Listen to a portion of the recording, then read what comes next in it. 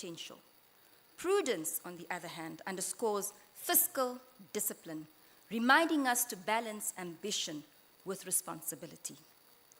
Together, these pillars, they form a roadmap for resilience and sustainable progress.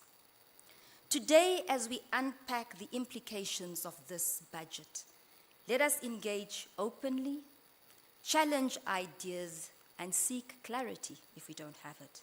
Because the strength of a budget lies not only in its drafting, definitely not, but in how we, as stakeholders, interpret it and act upon it. Today, as we unpack, I just wanted to remind you of who I am, for those who don't know who I am. My name is Rejoice Itembu. Some of you know me from many, many years ago when I still used to work for the NBC. I must actually give shout out to the Namibia Broadcasting Corporation for giving me that platform. And it's really my privilege and it is my honor to serve you as the Director of Ceremony for this important dialogue. To formally open our proceedings this morning, it is now my honor to invite to the podium Standard Bank's Chief Financial and Value Management Officer, Mr. Arlington Matenda. He is a highly accomplished chartered accountant with experience across banking, finance, and audit. He has built a distinguished career marked by strategic leadership, financial stewardship, and transformative impact. Please join me in welcoming him to the podium for the welcoming remarks. Arlington.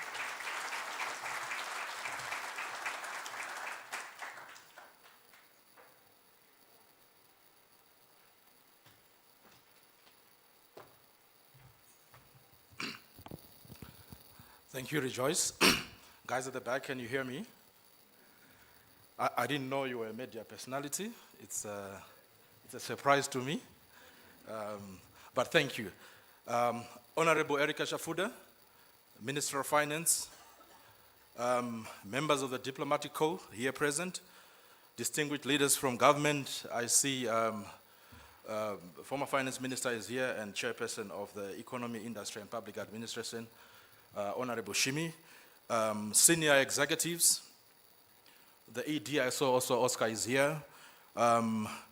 Shafudah, the Commissioner for NAMRA, our special guest, Mr. Vusi Thembekwayo, our Chief Executive Officer, Ervin Chipuka, our Chairman, Isaac Chombonde, Ms. Nangula Wanja, Executive Director of Emerald Sand Platforms, Mr. Robert Grant, Managing Partner of KPMG in Namibia, esteemed invited guests, members of the media, ladies and gentlemen. It is my privilege to welcome you to this annual dialogue event.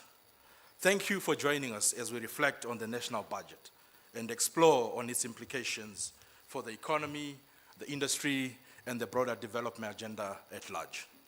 At Standard Bank Namibia, our commitment remains steadfast. As envisaged in our purpose statement, Namibia is our home and we drive your growth.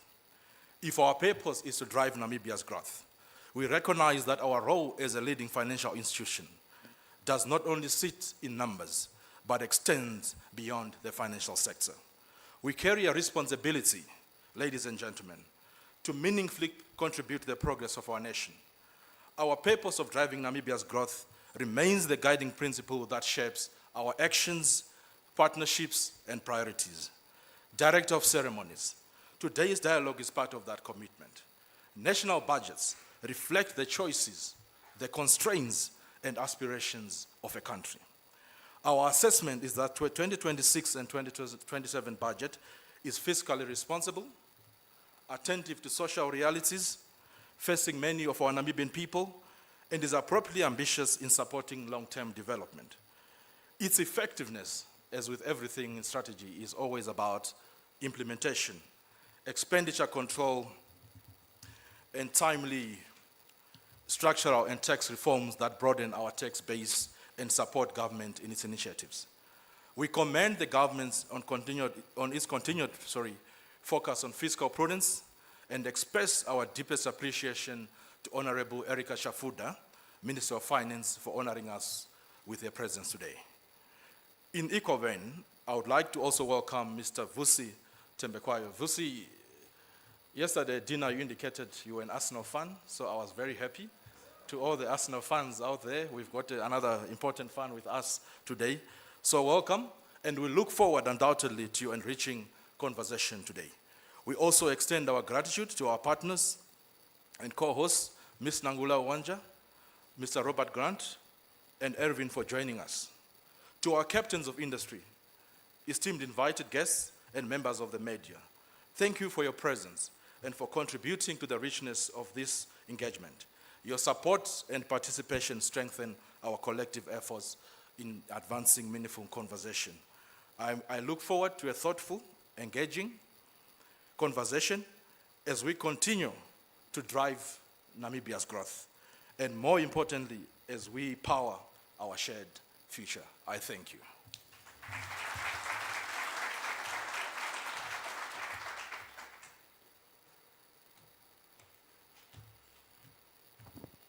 Now, Arlington is definitely one of those who would bring in Arsenal even when it is not appropriate. But Nelson would think it is appropriate because he is a big Liverpool fan. Nelson Lucas is the head of corporate and investment banking at Standard Bank Namibia. But I should say that myself and our CE, we never walk alone, Liverpool fans. I'd like to also acknowledge the presence of Albie Botha from Emerald Sand. Thank you so much for joining us this morning and for being a partner today. Thank you very much. I'd now like us to broaden our lens to the global stage. Because while budgets are national instruments, they also shape how Namibia positions itself in the global economy. Our next speaker brings a global entrepreneurial perspective. Someone who understands how fiscal environments can enable or constrain innovation and investment. A globally respected entrepreneur, a venture capitalist, a strategic leadership advisor, international keynote speaker. Ladies and gentlemen, please join me in welcoming our guest speaker, Mr. Vusi Thembekwayo. Welcome.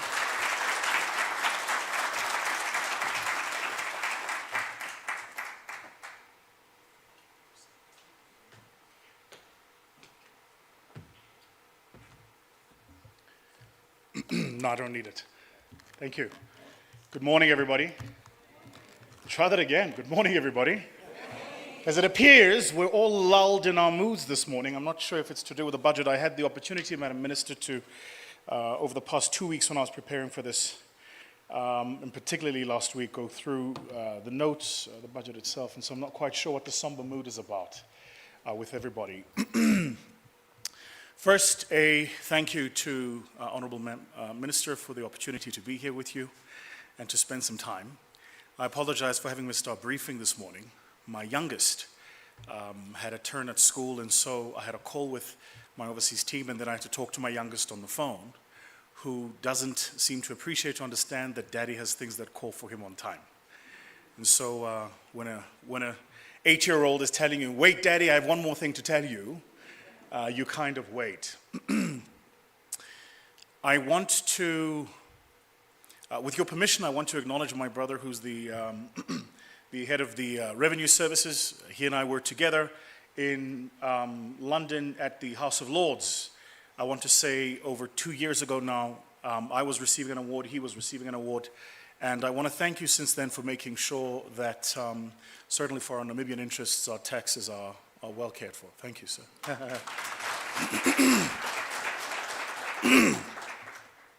So, what does a South African bring to a conversation like this? Perhaps the fact that I'm taller, better looking than my brother Arlington. And of course, even though Arlington, you and I both are Arsenal fans, I think suffice for it to say that the continent we are in finds itself, thank you, sir, the continent we're in finds itself at an interesting time. Madam Minister, when I was preparing my notes for what it is I would go through this morning, I was taking some reflection on something, an experience I thought I would share with all of you here today. So, circa December last year, I was in a beautiful, small, very small country called Guyana. When people hear of this country, typically they think of Ghana. Ghana is a small country which is sandwiched between a much larger nation state called Venezuela. On its left and to its right, another nation state called Suriname. And the history of Guyana is that Guyana was actually called Suriname Guyana. And the difference between Suriname and Guyana is that they were colonized, if you will, by different colonizers. The colonizer was British, the other, it was the Dutch. And you would know, of course, given the most recent turn of events all over the world, that Venezuela is an incredibly oil-rich country. We all know why that is. There is a certain man who is a different color in person to the house he lives in. Did you see what I did there? Which is strange because he should be the color of the house. But you would know that at the beginning of this year, he made much ado about this country called Venezuela. And so, in our business, we're privileged to own a business that is in the exploration game, upstream in oil. And last year, in fact, beginning the period preceding last year, we started doing some work in Suriname. And last year, we were awarded a block in the shallow waters of Guyana. And so I was out in Guyana last year in December meeting with the Minister of Energy, Ministers of Finance, as well as the head of state.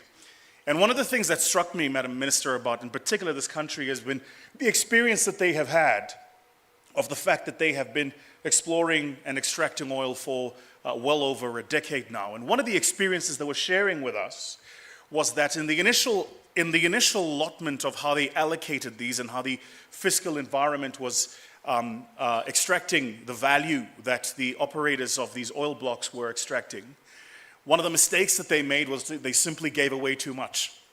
And so by the time we came along on this recent allocation, the terms of the game had changed. The rules of the game had changed. But what was most interesting beyond the terms as they're written down on the pieces of paper, the allocations and how you allocate for those, the capital preservations, etc., what was the most interesting was the demeanor not only of the head of state, but the demeanor of the people.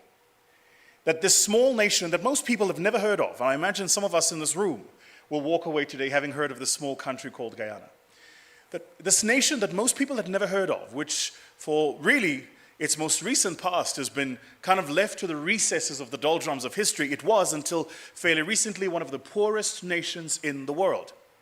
The hotel I stayed in whilst there is one of only 3 hotels that is above 5 floors in height. Most extraordinary experience. But what was the most interesting was the level of pride, patriotism, and we have what it takes in the people. That there was this final recognition that nations can't be bottled into the sum total of the population or their GDP. That actually what nations are is what they believe of themselves to be and what they can contribute to the world. And so baked in to the ecosystem of the conversations and how the people of Guyana were relating certainly with us as investors, but also more broadly in my engagement with their leadership, was that they made it very, very clear that we want you here and we want you to do business here, but we want to be clear, we don't want you here at any cost. That there are terms and conditions, there are rules to how you will do business. Now I mention this because far be it for me to say, but I think the most recent discoveries even here in NAM are going to force a similar juxtaposition in disposition. We want you here, and we want you to come and invest here, and we want to do business with you, but it's not by any means necessary. And so what becomes clear then is how does a nation state say, these are the means that are necessary? In my home country, South Africa, we were celebrating yesterday that we've had the highest economic growth rate in over a decade, a paltry 1.1%. 1.1%. It trails our population CAGR at 1.8%, and it's well below what needs to be the rolling average in our economic growth rate. First, for us to make a dent in these heinous unemployment numbers, what my analysts in the firm estimated, anything less than 3.6%, we're not even touching sides at the problem. And so I asked one of my team members, I said, how do we get to the point where a discussion of a 1.1% economic growth rate is something that one of the leaders of the major political parties in the country takes to social media and says, this is what we should be celebrating. And I suspect that we get there when we are at by any means necessary. We get there when we start lowering our expectations. We get there when we start lowering the standards and we accept anything that isn't a red line on the Excel spreadsheet. Arlington, that was for you because I know you live in Excel spreadsheets. Arlington and I yesterday were comparing notes on running Monte Carlo simulations.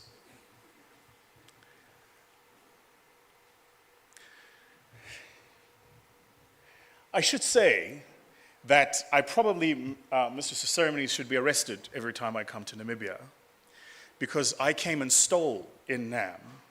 My wife is from here. True story. Yes, no, I'm original animal. My wife is from here, and last year we'd come upon into the country to visit her family.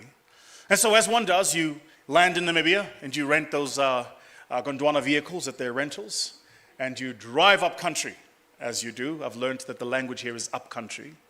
In my country, we say into the bush. Here you say up country. And so you drive up country. And so up country we drove and went to visit my wife's family, her mother, her aunts, etc., etc. And there were a few things about that discourse that were absolutely fascinating to me. But here's the one thing that stood out for me. So my wife's uncle is much, much older. He is into the 80s, he is. And Uncle Benny, he's called, and everybody in the town knows him. They stay in Oshivelo. So everybody in the town knows him. And I'd been meeting him for the first time. And one of the things that struck me is how informed he was on contemporary events. He knew everything about the country, and not just the country, about the world. And the difficulty was that they speak the native language Afrikaans. Ek kan nie sê wat Afrikaans praat, maar ek kan probeer 'n bietjie Afrikaans praat, hoor. And so they speak in the native language Afrikaans, and so each time he was speaking, I would have to listen to him, slow it down in 2 speeds, translate it in my head, and then respond. But one of the things I said to my wife, I said, you know, your uncle is so well informed. He knows so much about what's going on. Like, how does he get that done? She says, well, he's old school. He lives next to his radio, and he still listens to the broadcast of the news. Madam Minister, if you will allow me, and I say this with the humility that God will allow, the difficulty about your job is that there are those of us who land at the airport here and then have the experience of Windhoek. I'm always struck by whether it's Windhoek or Windhoek. I'm not quite sure which of these it is. But, and then there is the Uncle Benny, to whom your budget must deliver a promise. It must build homes, it must allocate resources, it must educate the next generation. He and I had a bit of a disagreement, and he reminded me that very close to their home is a military base, and that he's very happy to send me over there and make sure that they send me home. The disagreement was about how many children his daughter and I will have. I had been trying to lead him to understand how expensive children are, and he was caught at, but you're an African man, you can afford it. I say all of these things in jest, but I think the point I'm broadly trying to get at is this. When I landed yesterday and I went through this new highway experience, it was such a fresh perspective. I've been traveling here for many, many years. But just that highway experience was such a fresh perspective. And this is the beauty, dare I say it, about this country, is that actually the expectations are not that high. Delivering a good quality of life and a decent standard of living is fairly simple if we get it right. The difficulty, and I say this knowing that we are here under the banner of an invitation by Standard Bank, is that you've got to get the banks to play ball. Banks are fascinating creatures because typically the people who work in marketing don't go to the same conferences as the people who work in credit and risk.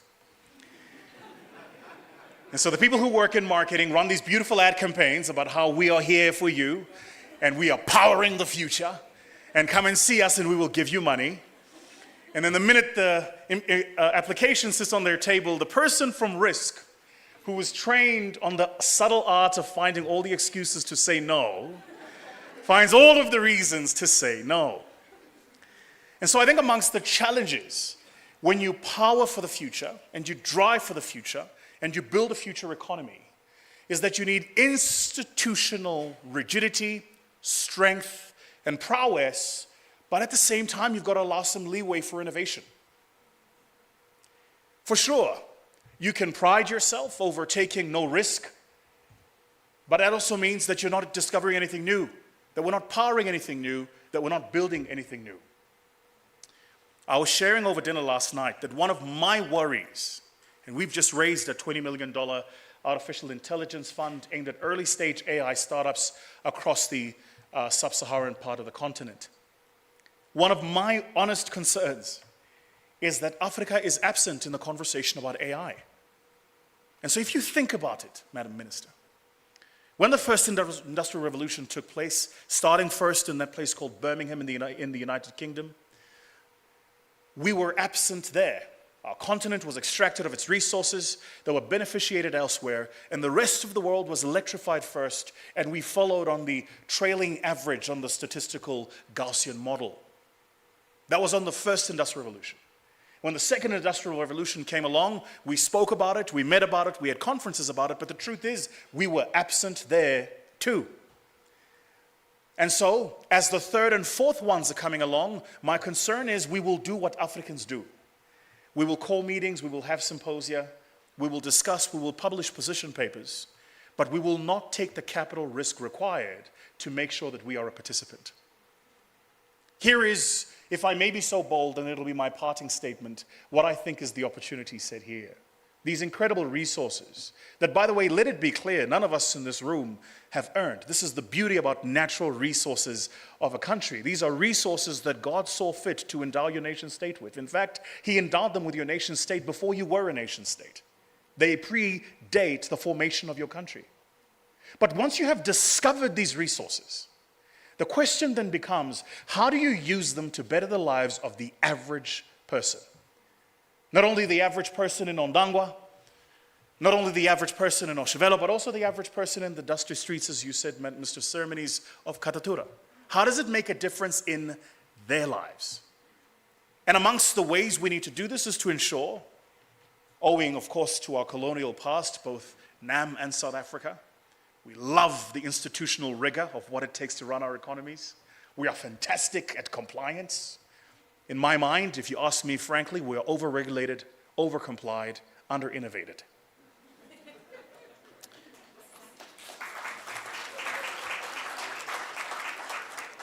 And so all of us, myself included, we are the well-trained Excel spreadsheet gang. We're great at filling out those forms, at going through those scorecards and giving out those numbers and giving out the badge and saying, well done, good and faithful steward, you have been compliant. But the question is, does the person who goes to bed at night eat compliance? Does the person who doesn't have a home eat compliance? The person who has hopes and dreams, who wants that business, who has the idea for that startup, who's looking for a career at some point in future, can you feed them compliance? The answer is no. And so it behoves me to say that what's important in this moment and in this season is to keep the main thing the main thing. These resources are a once-in-a-lifetime find. The question becomes, how do you extract them, multiply them, and build an oasis of a nation that'll be very different in future to the nation that I have the privilege to visit here today. Alvain, when I was preparing my notes for this keynote last night, I rang up my wife and I said to her, I know that we have discussed this, but am I allowed a second wife? In my culture, we are allowed, but she's Namibian, so the answer was a firm no when we first got together. And so I said to her, well, you know, I'm back in your home country, and they love me here. For the benefit of you and I, do I have the opportunity to lay out a link to a type form where we can take in some applications and see if perhaps you want to be assisted? The answer was then, as it is now, a firm no. You have a beautiful country. Believe me when I tell you. You have a beautiful country. And one of the things that is the most beautiful about this country, I said it to the team when I first landed here, is it's still untouched. There is a purity to this country. The experience of experiencing your country is still an indigenous, pure experience. I don't know how you've done it, but you've found this rather curious balance between being sufficiently open to outsiders and at the same time preserving what it means to be a Namibian.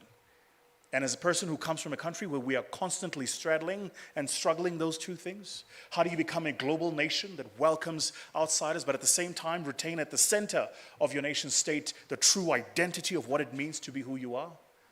That's very inspirational.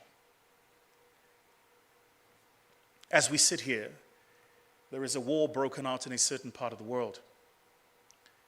I have a team in Dubai, and I was sharing last night that for those who do not know, Dubai is an emirate in the United Arab Emirates, but Dubai is actually smaller than Nam. And not just in geography. There are only 800,000 native Emiratis in Dubai. There are 10 million people in Dubai. Only 800,000 are native Emiratis. What they have figured out is how do you take a small geography, leverage a natural resource, build a nation that can attract the rest of the world, but retain what it means to truly be you. And not only that, last year, they were the fastest growing real estate economy in the world. Now, larger even than the real estate economy of New York. Nothing is impossible. When our minds are set right, when our hearts are set right, and most importantly, when those who are trusted with the institutions, not only of governance, but also of innovation and creating space, recognize that your role isn't to say no, it's to find the way to say yes. That this is the true test of stewardship. I want to thank you so much for the opportunity to be here. I want to thank Alvena and the team for the opportunity to be here. And most importantly, I want to say thank you to yourself, Madam Minister, for allowing them to put me on the program. I know that it would have gone through protocol. And I'm aware that Madam Nangula would have gone through protocol and checked all of the lists and asked the people at intelligence if I'm allowed into the country. Thank you. Thank you for being what you are and who you are. To the outsiders, it often appears as if South Africa exports itself to the rest of the world. But the truth is that there is a culture, an honesty, a respectability here that it needs to be something that is exported to the rest of the continent. Thank you so much.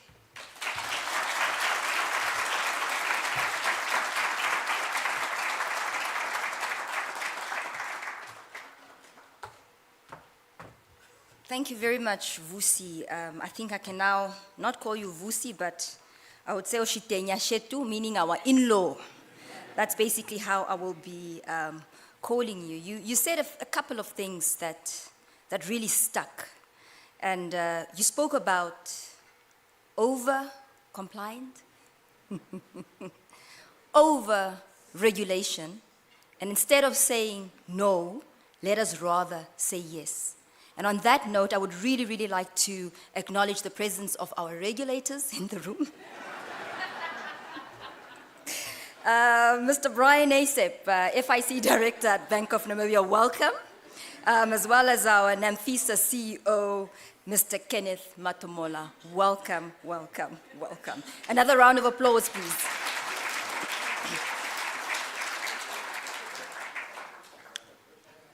Vusi, thank you very, very, very, very much. Namibia is indeed a very, very beautiful country.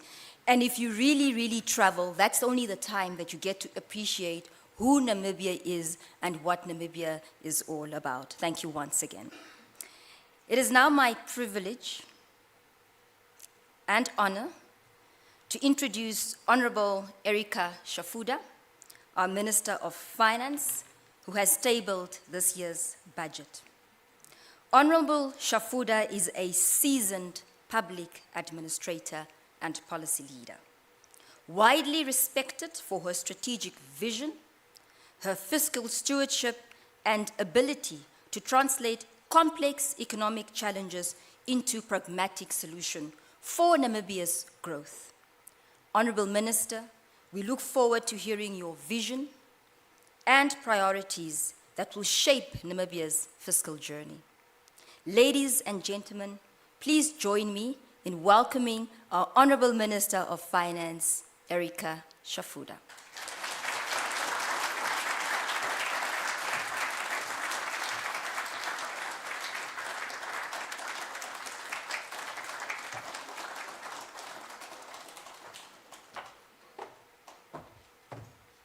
Oh, now this is the time for us to stand again. No.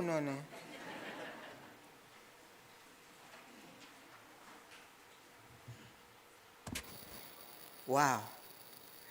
When I see all of you, I'm excited, and I can already see the budget being implemented by all of us. Program Director, you said we should not mention your name because you have so many names, but it's okay. Congratulations. I see the title as Executive Operations Officer or something. Wow, that's how they grow. I saw her when she was young, and now she's the Executive Operation Officer. Congratulations to you. Thank you. Our guest speaker, Mr. Vusi Thembekwayo. Indeed, you are the global entrepreneur and leadership strategist, because just through your remarks, we have already concluded that that title, indeed, it's yours. Welcome to Namibia. Welcome to Namibia, your second home, because if your wife is from here, in fact, I should ask you, did you pay Lobola? Thank you so much. And now, let me stand by the protocols that were already established, because I know for all of us as Namibians, when I say welcome to this event, and with that, a very good morning to all of you. It is indeed a very great pleasure for me to join all of you today at this important budget dialogue under the theme, Powering Our Future. In fact, we are going to try to understand where are we saying it is the budget, and it's the one that should power our future. So that is the homework for all of us as we are going to interact. Indeed, to the organizers, we need to thank you, because these engagements are indeed essential. Because, like the director of proceedings has indicated, it is just not a budget, not just a mere government document. It is that plan that really outlines the government priorities and how those meager resources that you all talk about, how do we allocate them so that then at the end we measure the impact that those resources have made in an ordinary Namibian person. Not many days ago, in fact, to be specific, on the 26th of February, I laid the budget, the 2026-2027 national budget in the National Assembly, in Parliament. And there, I could see that all the Namibians, those ones I could see physically, and those ones I can say, see via methods, they were all eager to listen to me and try to understand and appreciate what is in for them as individuals and as a collective nation. And I told them, they should not be worried that much, because what I was going to deliver, and it's the same thing that I'm going to repeat today, is that it's good news that I was going to deliver to the Namibian nation. And then, indeed, that's what I did. Because the theme itself, like the Director of Proceedings has just reminded us, talks to 3 Ps. It's people, it's productivity, and then prudence. And then I had to unpack those 3 critical words. Yes, that Vusi, you have reminded us that this country is gifted with natural resources. Indeed, it is true. And it's a country that possesses these extraordinary opportunities, a resource-rich economy. Yes, we have heard about oil and gas, and thank you for sharing with us the Guyana experience. And I believe what they said is also what we are going to say. To say, we welcome you, come and invest, but don't dictate your terms to us. I think that is fair. I think that is fair. I think that is fair.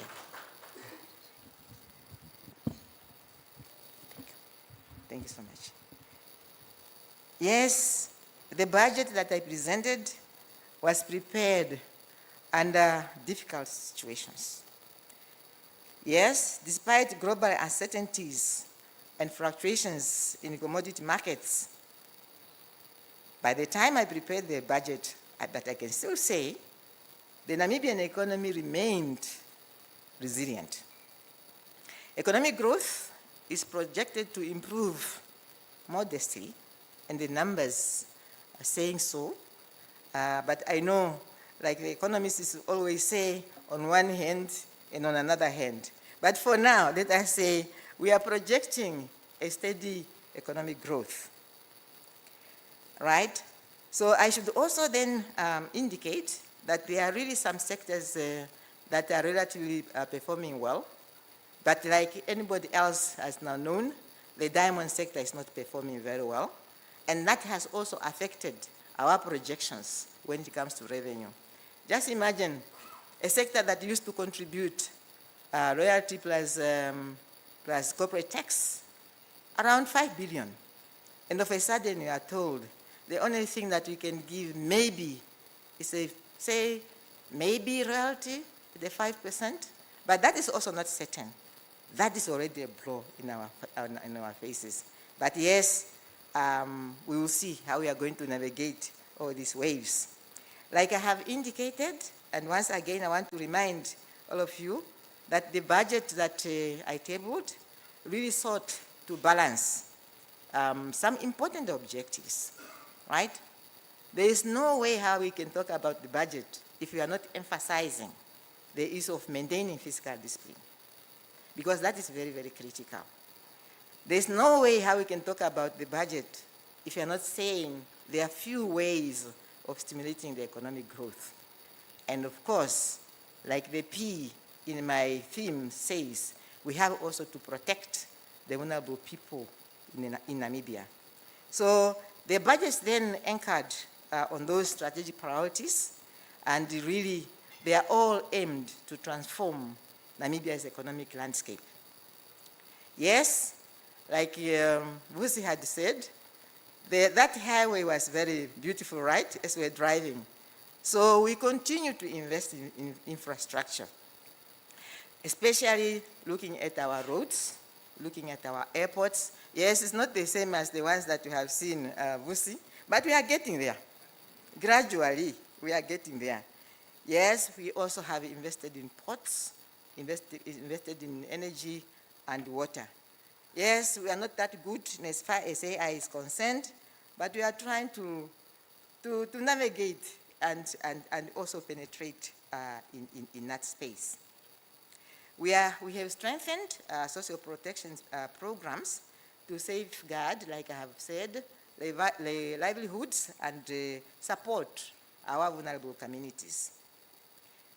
Yes, when you look at the statistics, youth unemployment is a concern to all of us.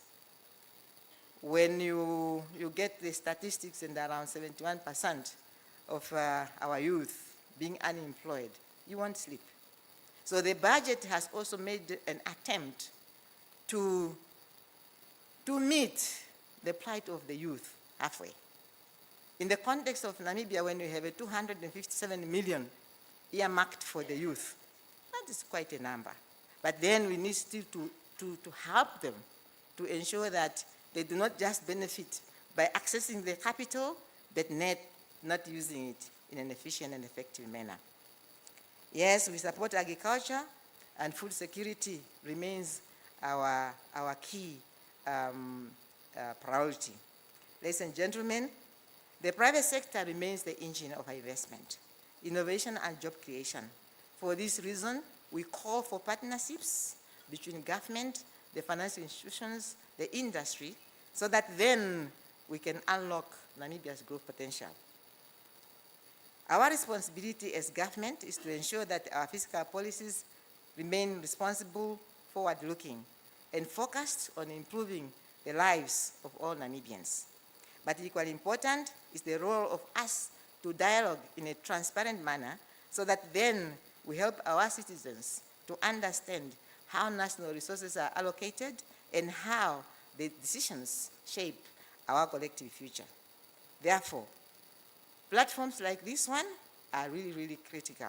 They allow us to engage openly, that's the government with the private sector, financial institutions, and the broader public, like I have already indicated. I therefore look forward to really the discussions that will shape our budget moving forward. I particularly encourage that these sessions allow for engagement and questions because the national budget belongs to all of us as Namibians. Therefore, it is very, very important that we continue to unpack it as a collective. I will also be joining the panel, and I hope that many of you will take the opportunity to ask questions, to share your perspectives as we collectively unpack the budget. Before I conclude, allow me to express my sincere appreciation to Standard Bank, represented by my great leaders there, for convening this important annual budget dialogue under the theme that I have already indicated, powering our future. I would also like to extend my gratitude to the partners who have helped make this platform possible, particularly Synergy Marketing and Emeralda Sant platform for their efforts in organizing and facilitating this engagement. If I don't thank the Commissioner of Revenue, that's Namra, he will remind me that, Madam Minister, that you have not recognized me. Is it really true that we are not partners? So let me acknowledge him, because all the figures that I have cited in terms of revenue, mine was simple because I have cited the revenue figures, but his is difficult because he has to make sure that he collects that amount. Give him a round of applause. Together, through this open dialogue, responsible leadership, and strong partnerships, we can ensure that policies that we implement today truly power Namibia's future. In closing, allow me to reaffirm the government's commitment to responsible fiscal management and inclusive economic growth. And my executive director had said, Madam Minister, don't worry. Those phrases that you have used in the budget, they are not just rhetoric. We are going to make sure that we deliver as per the aspirations of the 2026-2027 budget. Now, Tateshimi, my predecessor and my former minister, he had said to me, don't worry, when you are stuck, I'm there for you. My minister, welcome. Once again, thank you so much. Like I have already said, thank you to everyone. Thank you so much.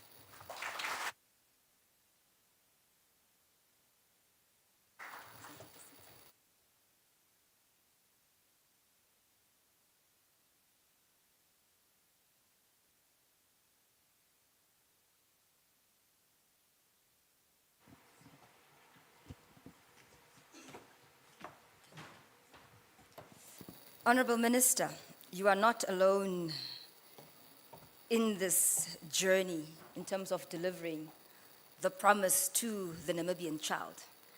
And I'm saying the Namibian child, and it takes me to what Vusi indicated earlier when he spoke about Guyana, but it also reminds me of a gentleman who came to speak to us at Standard Bank. And he said that the Namibian child is in the best position ever right now with the discovery of oil. Because with all of that, the Namibian child will go to school for free. Not only going to school for free, but everything that the Namibian child needs in terms of prospering is definitely here. The time is now, and we are all here to support you on that journey. Thank you.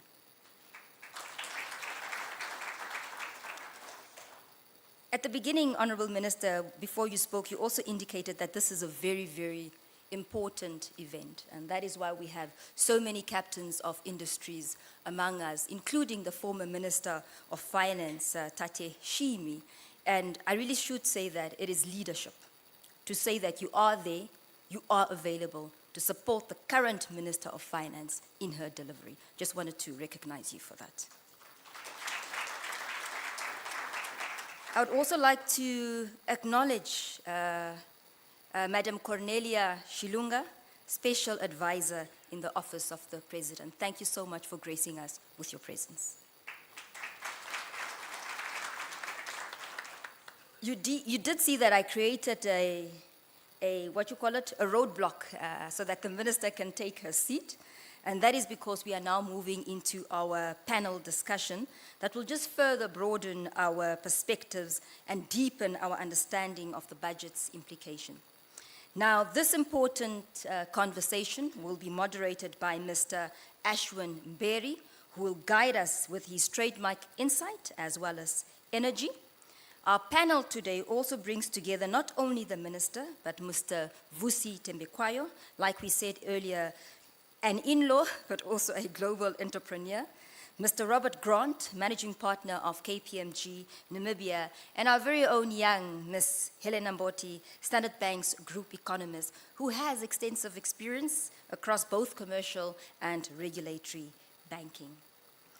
Now, this distinguished panel represents the intersection of policy, entrepreneurship, taxation, and economic analysis.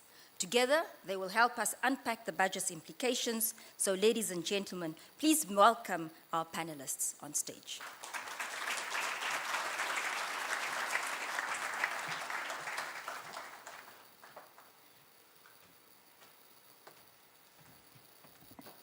As our panelists make their way to their seats, yes, my name is Ashwin Berry.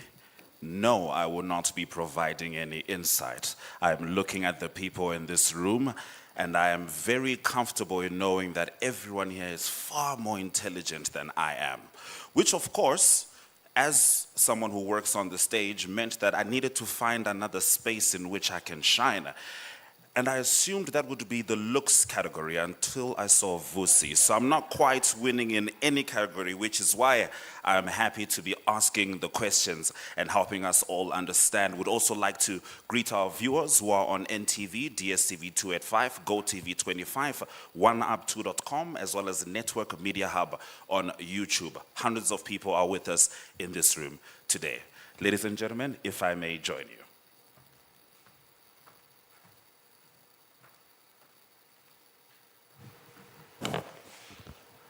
Honourable Minister, I shall begin with you.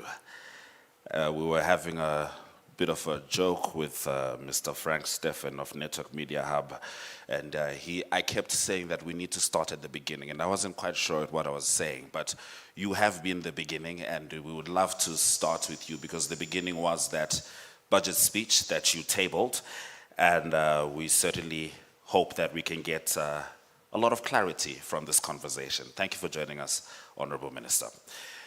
Now, your budget is titled People, Productivity and Prudence this year, and it's safe to say the critics have had their say.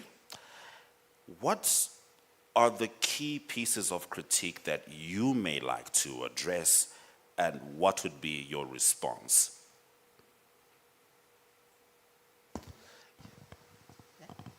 No, thank you. Thank you, moderator. I know that you will pose all the questions to me, but it's okay. Yes, no, thank you so much. That question is very, very important just to say that, like I have said, after the presentation of my budget, I have also invited for the public to comment on the budget, because that is how the budget gets shaped moving forward. Main critical issues that were raised by the public, one is that the development budget, the allocation to the development budget was seen to be on the lower side, because in the projections, 8 billion was allocated for the development budget. However, when we looked at the execution rate, the strength of the offices, ministries, and agencies to implement the budget, we have realized that the absorption capacity was on the lower side. So it was not good for us just to keep on allocating a lot of money when we have realized that the capacity to absorb it is not that evident. So we have reduced it to 6.5 billion. But what is also important is to know that that is what is coming from the State Revenue Fund. There are also other contributions from the state-owned enterprise, for example, that complement the government's efforts in as far as the development budget is concerned, plus the loans that are also channeled outside the State Revenue Fund. So when you look at it and look at the sum, it's not really 6.5 billion. It's around 14 billion. So that's a significant number. That's one of the concerns that the public had raised. The second one, there was $100 that was earmarked to add to the pension for the elderly. But what people do not know is that in totality we have 226,000 elderly in this country. And we pay 1,600 Namibian dollars. Plus the funeral benefits, that gives me almost 7 billion Namibian dollars. Now, when I have added $100, that was already like 500 million. So, add to that, it's almost 8 billion.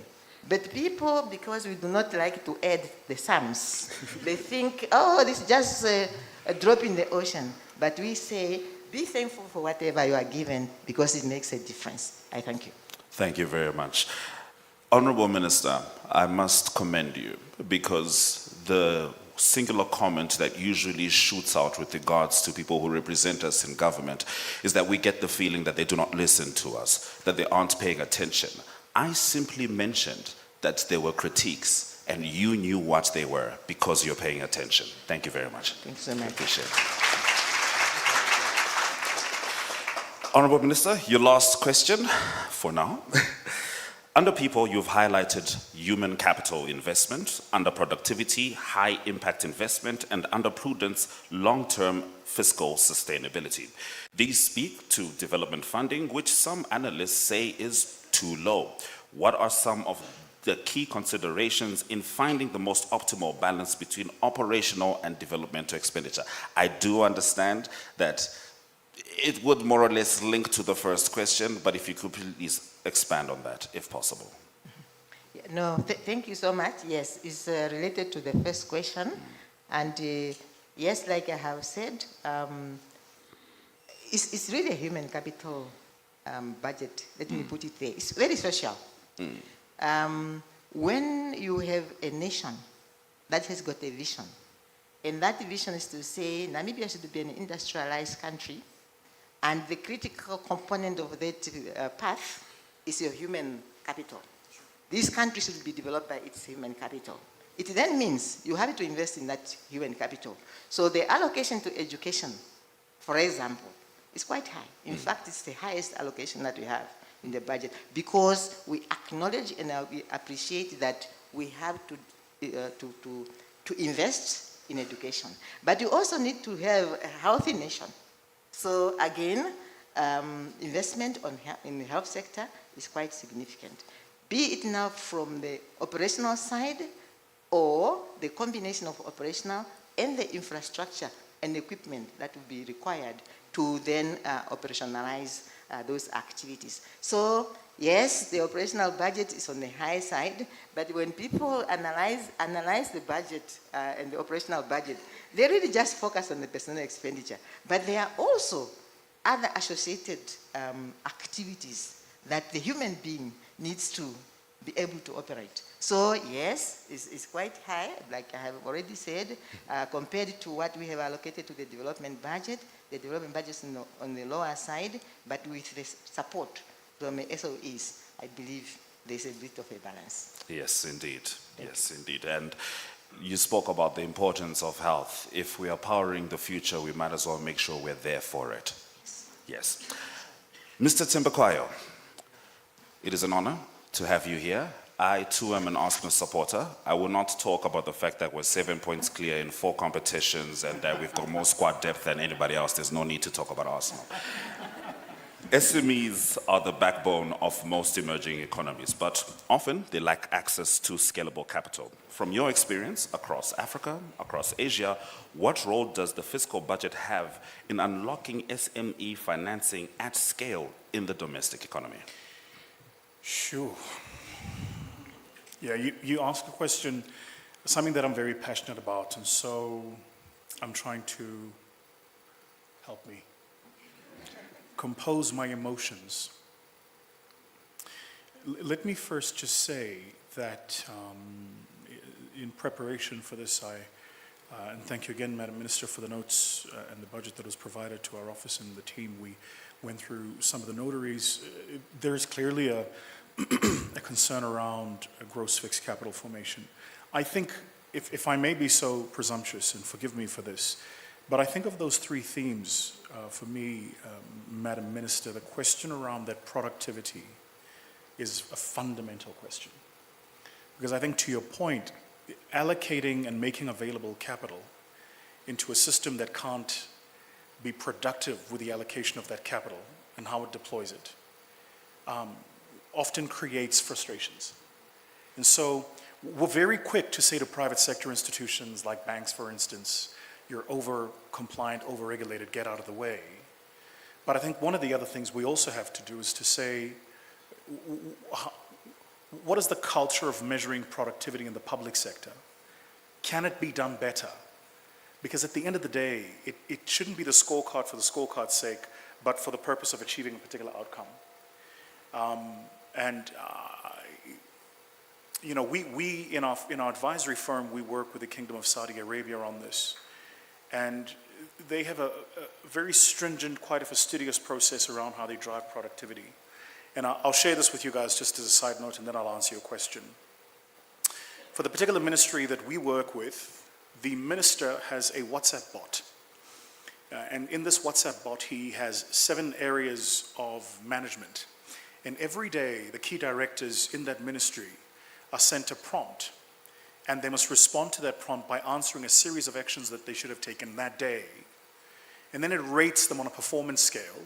It sends it through to the minister, and then it sends them a number. And if you rate in the bottom third of the directors who've been measured for a period of 3 weeks, you're called in for a performance review. So they don't do productivity management by year cycles, planning, strategy, PowerPoint presentations. They take these massive plans, they cascade them into very simple, actionable, doable tasks.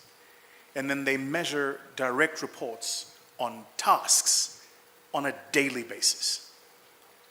The bot was actually built by a friend of mine, Omar, who was a YPO member, who runs the Ministry of Intelligence in Dubai.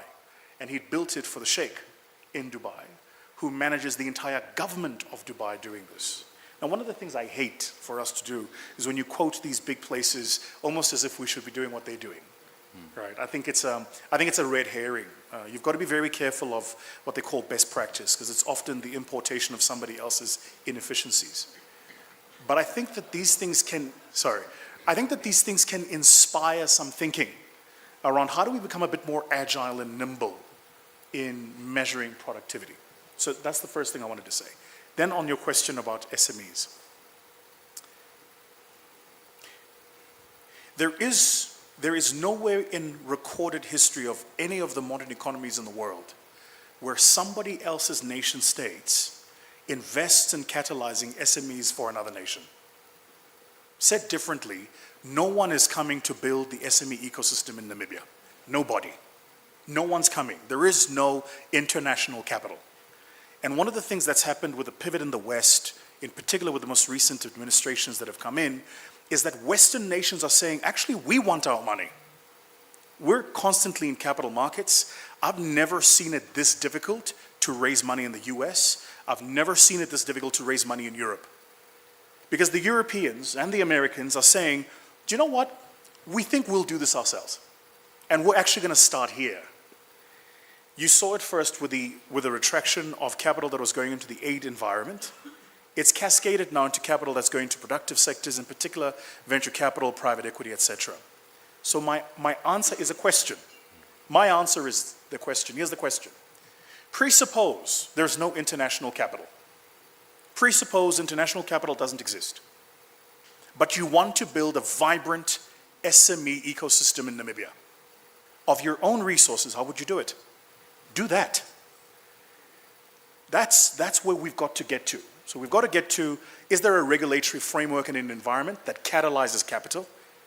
The reality is that the birthplace of venture capital was created because what the Americans did was they created a special tax dispensation, I'm talking to you now here, sir, that said that if you allocate money into small or developing businesses, the capital gains that investment would generate is zero rated.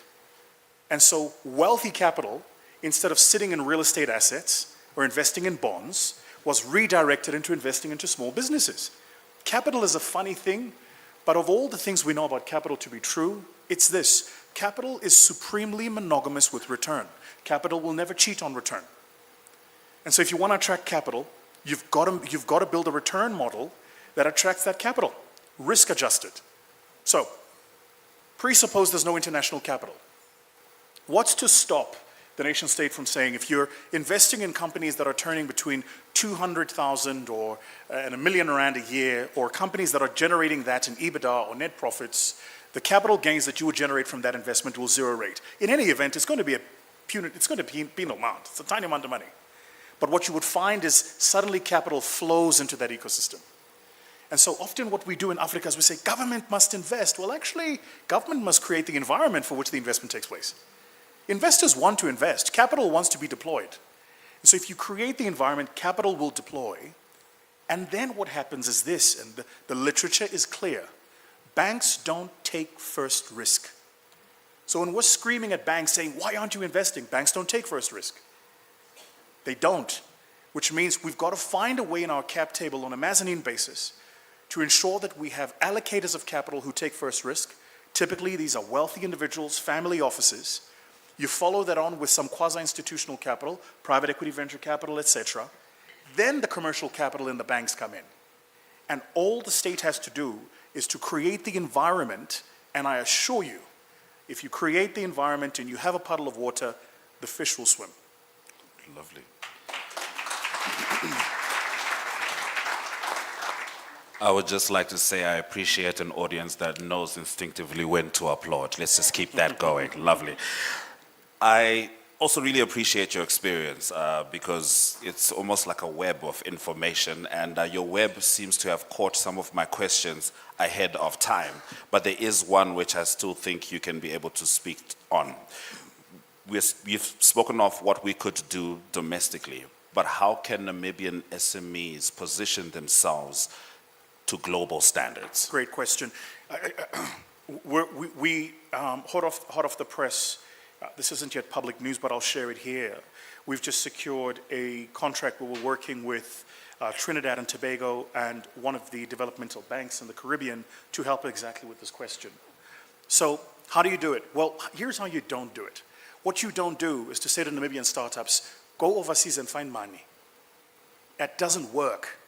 Because what happens is the first thing that it does is it creates a dispersion of power that doesn't favor the startup.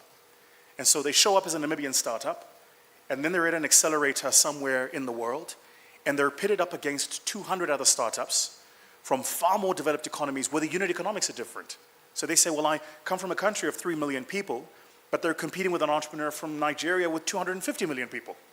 So there is no way where they win that battle. What you've got to do is you've got to create a program, and in that program, you've got to have a cohort, and in that cohort, you've got to identify the fastest growing, best opportunity startups, and then you've got to expose them to international opportunities. And so the work that we're doing with this particular government and this particular development bank is finding a cohort, helping them de-risk those businesses, and then exposing them to international investors on a cohort basis, because then the power dynamics are different. It's an institution to institution, sovereign to sovereign conversation, and the power dynamics are, can you put in capital that powers the ecosystem rather than goes into the cap table of one particular startup? What tends to happen in Africa is they say, well, you know, there's money in America, go find it. But then what that does is it creates an incredibly predatory relationship. I do want to say, we have some work to do around how we educate entrepreneurs. I feel very strongly about this. Way too many entrepreneurs, particularly in our part of the world, simply don't have the right levels of information and education to make wise decisions. And so they're at, I need capital. Well, what kind of capital? Debt, equity, and how do you price it? Have you run a model for this? Can you take in some grant capital? How do we, rather than take in external, actual hard cash, is it not possible to renegotiate your payment terms and change the working capital flows of your business? There are so many things that can be done, but we're not educating entrepreneurs to ask the right questions.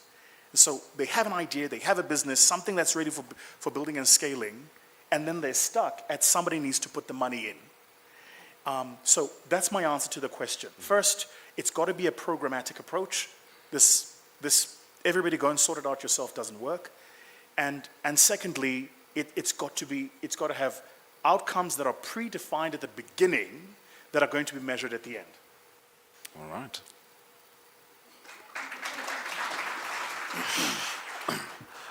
What also stood Sorry, out- can I just say one last thing? Please. Don't find South Africans for this, eh? No, I'm dead serious. With love and respect, there is the tendency here to import South Africans. You've got the people here. You've got the capacity, you've got the people, you've got the skill set. You can do some sort of program of exchanging knowledge, but you've actually got the skill set. All right. We'll definitely be taking that one home. What did stand out to me was I got a tone of us also protecting these entrepreneurs before we send them out there. And you realize that the general attitude towards entrepreneurs is like those memes which go around, which say, check on your strong friend. Because your strong friend isn't going to be the first one to scream that they need help. Entrepreneurs are typically people who are very headstrong and they truly believe in what they want to do regardless of the circumstance, which I do believe is a prerequisite. But if we can protect them and move in cohorts, so to speak, institution to institution, sovereign to sovereign, perhaps we can give them a better chance at success. Now I swing over to Madame Helena Mboti, who fantastically was part of our panel discussion just after your budget was tabled, Madam Shafudah, and she helped me understand your budget on screen, which is fantastic for me, and I have no doubt that she'll be able to take on this rather long question, but thank you very much. She is the Group Economist for Standard Bank. Now, in her speech, Honourable Minister of Finance said the following: this budget is not merely a record of Namibia dollars. It is an unbreakable contract between the state and its people. It reflects both our development ambitions and the discipline required to safeguard macroeconomic stability, ensuring that today's choices protect tomorrow's opportunities. This is a call to action, perhaps rather a call to partnership between the people and the government. What are the responsibilities of the private sector to ensure we meet our goals as a country? What is required from the different ministries to ensure we meet our goals as a country? Take it away. Thank you, Ashwood, and good morning to everybody. And of course, I'd have to acknowledge, my gratitude for being on this panel today with the Honourable Minister, Vusi, and Mr. Robert. It is an absolute highlight of my career so far. As a Namibian youth, looking at the budget, I definitely appreciate the fact that it's people-centered, because Namibia is a young population, and the population has been, or the youth have been crying out for governmental support. But I always like to highlight, even to my fellow young Namibians, that as Vusi highlighted, economic theory does say that the government alone is not supposed to drive economic growth, right? Ideally, you want an economy where your private sector is a little bit more independent from your government so that as shocks happen in either or, they don't influence each other. So some decisions that the minister has made, for example, to manage the development budget, to me, I see it as an opportunity for the private sector, right? As the minister highlighted, that decision was made due to partially capacity and execution issues within the budget. And then that speaks to the fact that as a private sector, given we have the expertise and we have a willingness and also an incentive, because of course GDP influences our business, this brings for us an opportunity to really partner with the government. So the responsibilities of the private sector, I would say, would be definitely to look at NDP 6 and align NDP 6 to our strategies, which is what we do as Standard Bank. As you heard my executive say, we believe that Namibia is our home and we drive our growth. So definitely from a strategic perspective, looking at what gaps can we are profitable enough for the private sector to actually take on and might actually be a little bit more efficient from a private sector perspective. So for example, when you look at the creative industries and the sports and et cetera, we have seen now that private sector can mobilize infrastructure for that sector. And we also know that part of the issues in that sector is them getting capital and funding, which could be done through sponsorships and et cetera, and support through the sector to enable those people to, get paid decently and et cetera, which will then create more of incentive for them to further on their sector. But the issue, I think, in Namibia has always been policy rigidity. So to Vusi's point of the private sector, or of policies having an impact on efficiencies, when you're in a position as an entrepreneur where you have a great idea, or even as a company where you have a great idea and you were looking for one of these PPP opportunities with the government, but policies and regulations are preventing you from moving forward to that, it becomes discouraging. And I know that in the last 10 years of my career of researching the Namibian economy, we've been speaking a lot about PPPs and et cetera. And I think it also requires a different mindset from the private sector to say, yes, there might have been inefficiencies in the past, right? But what are the solutions to those inefficiencies today? And how can we get to a point where we make the partnership work? Because NDP 6, again, cannot alone be financed by the government. Even though it is a contract between the state and its people, we as the people also need to do our part in ensuring that that ambitious plan comes about. Because again, it is ambitious, but where we're sitting at the cusp of our economy, it becomes almost critical for us to do that, because we've always been a mineral-rich economy. Mining has always been at the center of our growth, but we haven't seen that fully translate into economic or unemployment and broad-based growth across the economy. So if we don't change that mindset now, the concern is that these problems will only be exacerbated with oil and gas and not necessarily solved by oil and gas. So I think changing our mindset and opening, having more dialogues like this, of course, but also as a private sector presenting the ministries with solutions would be important. And having said that, we talk a lot about the execution rate, and I think we do, sort of speak about it in the context of the budget because it's reported in the budget. But we need to realize that the budget is a plan and a strategy that is developed with the entire government, and all ministries have a responsibility to sort of execute that contract with the Ministry of Finance and ensure that the execution in their realm of control, sort of meets standards. Because at the end of the day, it's not just the Minister of Finance that spends the money, it is every single government official that spends the money. So the onus should truly be on the government at large to ensure that efficiency is there, to ensure that they're changing their mindset, and to ensure that they're looping in the private sector where the private sector can be looped in.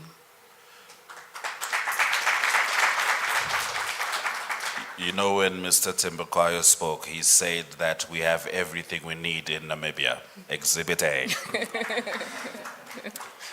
Since the budget speech, we have seen significant changes in the global economic climate, and I'm sure you are paying attention. How do you think this will affect the execution of the budget? So, with the recent increase in geopolitical tensions, of course, we know that oil prices impact inflation and et cetera. You know, it's a little bit too soon to tell. They're making our job as an economist very difficult right now in terms of forecasting and figuring out what's going to happen to inflation, etc. But what we do know is that inflation is likely to increase. Even though we've come, I mean, before the conflict, oil prices were nicely under $60 per barrel. They surged to 120 and then decreased again to about 80 or 90. And that volatility is really driven by a fear, right? So it's a risk premium that they're putting into the price of oil because they have a fear of the supply of oil eventually coming down, right? It's not necessarily that current supply has really changed materially. It's more of the fear of getting supply or getting oil to where it needs to be because of the constraints in the transport. And also the price of the transport because of inflation, of course, heightened risk, there are heightened costs to transport, etc. But I think what it means is that the government, like every single Namibian, is going to have to look out for higher prices, which will influence expenditure, etc. But I think it also means that in the long term, it heightens the fact that in all industries, and I think in all ways, diversity is important. And I think right now the globe is also looking at diversified sources of oil outside of the Middle East, and I think it brings an opportunity for Namibia in the long term to say, look, we cannot impact supply today, of course not, but in 20 years, if another conflict breaks out, could Namibia be in a position where we can actually be one of the global players or the players that the globe is looking at to influence oil prices? Given the size of our discovery, yes, we can be. But again, if we play our cards right and we put ourselves in that position. So right now in the short term, of course, things are just going to get more expensive for us and for the government, which will influence the expenditure. But in general, I think this to me is more, I mean, notwithstanding, of course, the headwinds that you're expected to see from, I mean, of course, you know, Europe and Asia's economies being impacted influences our other minerals and the demand for that, which might have an impact on our exports and our trade balance, etc.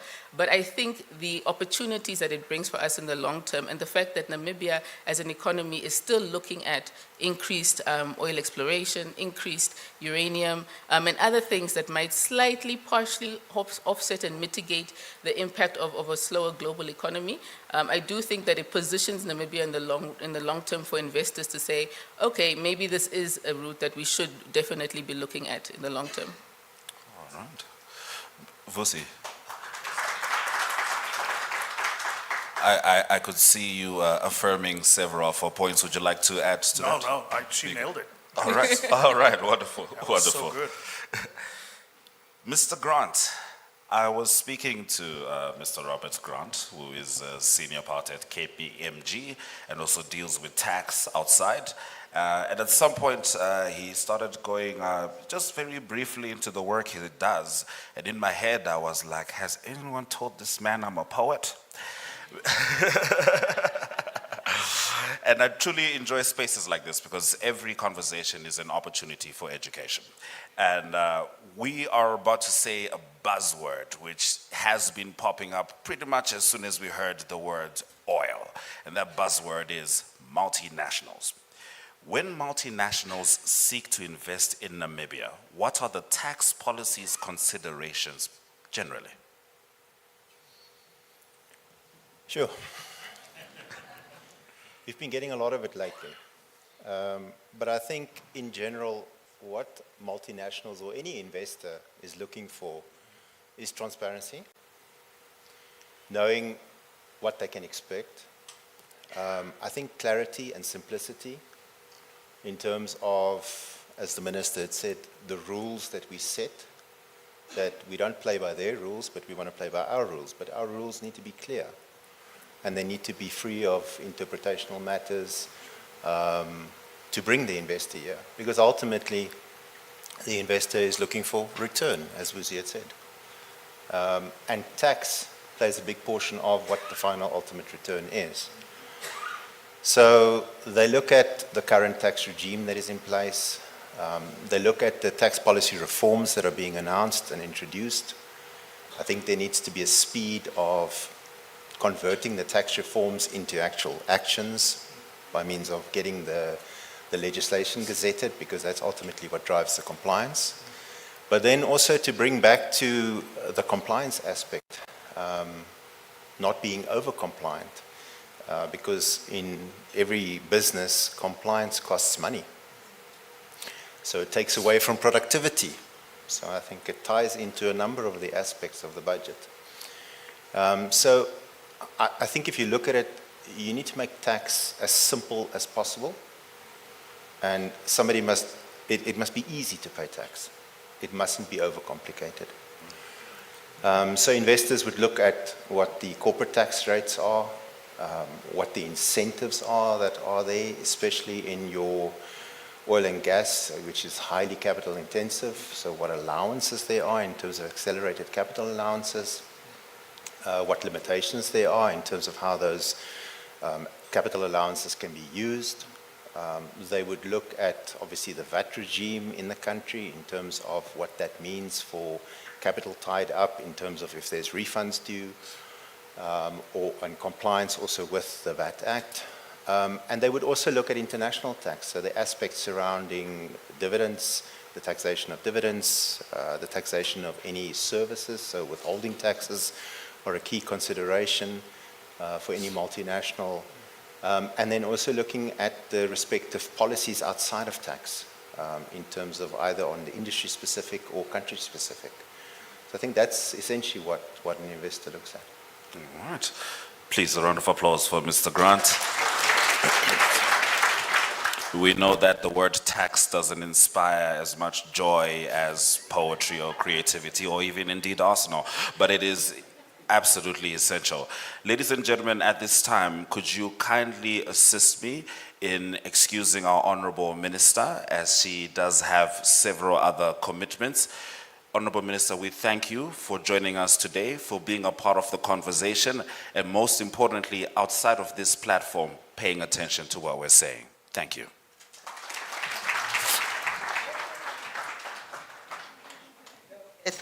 Thank you. Let me take one minute. All right. First, to really appreciate the moderator for having selected questions that will help all of us to, again, reflect further on the budget. And to the panelists, thank you very much for sharing your thoughts. Very, very critical, the role that governments should play in as far as enabling the SMEs to venture into these difficult terrains, specifically starting with the cohorts. I got that one. And yes, before I come to Ms. Mboti, I just wanted to thank also Robert to say that policy certainty for sure is critical. And I believe if there are laws that are so transparent in this country, are the tax laws. Because the tax laws do not hide anything. They just tell you what is due to you, what is due to the state. Full stop. And it's because of that I have to rush, because the amendments, the tax amendments that I have announced, have to be put into effect. So I have to go now and again table the tax income amendment bill to the Cabinet Committee on Legislation at 10 o'clock. That's why I have to rush. It's really not my intention to leave you behind, but I just have to go and defend my bill to that committee. Mboti, thank you very much for your analysis. Thank you so much to everyone. Thank you so much. Honourable Minister, if you could please just wait for a second as we have a photo opportunity with the panelists. Thank you so much. Thanks so much.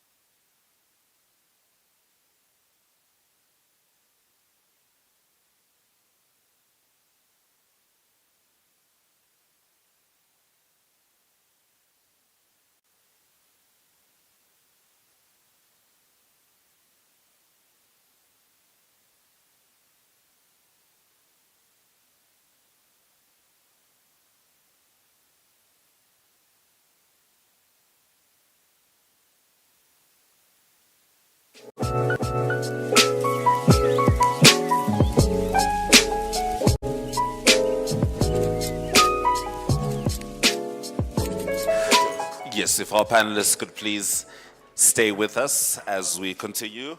Not off the hook yet, particularly you, Mr. Grant, because one of those terms that we spoke about outside, which I'd love for you to expand on, is your thoughts with regards to tax reforms. With tax reforms, I can go deeper into the question, but if it sparks anything, because we do understand that you had a presentation prepared for us, and I wanted you to get as much into that as possible. Yeah, I think in terms of the tax reforms, they all seem to be forward-looking and positive. But I think the execution or how we get those tax reforms into execution is going to be critical. I think the one aspect in terms of the VAT amendments, in terms of digitalization of that, there needs to be very clear rules in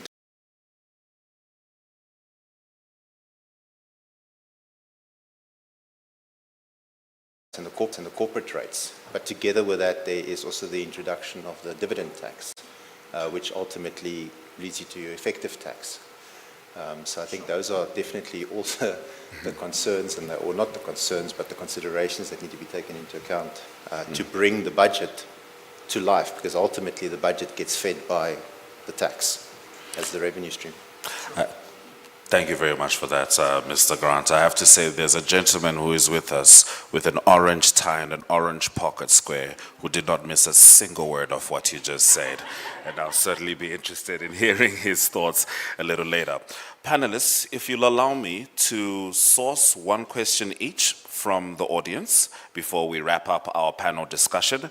If we could please have the roaming mic. The roaming mic is there. Sadly, this will not be a democracy. I really will kind of go with who I can pay attention to first. So the gentleman there has raised his hand. Before he answers, I'd just like us to already have the three questions. Sir, who would you like to ask a question to, sir? I'll ask it to Vusi. All right, okay. So Vusi's question is sorted. A question for Madame Helena Mboti, who is the group economist for Standard Bank and truly one of Namibia's brilliant minds. She's hard to question, isn't she? Because she had all of her information just like rolling out. But if something comes up, we would really love to be able to have that question. Any question for Mr. Robert Grant? Oh, Mr. Frank Stephen, fortunately your height allows me to see you quite easily back there, sir. So we'll have a question for Mr. Vusi Thembekwayo from you, sir. If you could please just state your name prior to your question, as well as from Mr. Frank Stephen. Ashwin. Yes, sir. Can I ask a question of Robert before the gentleman goes? By all means. These tax reforms, maybe let me ask the question this way.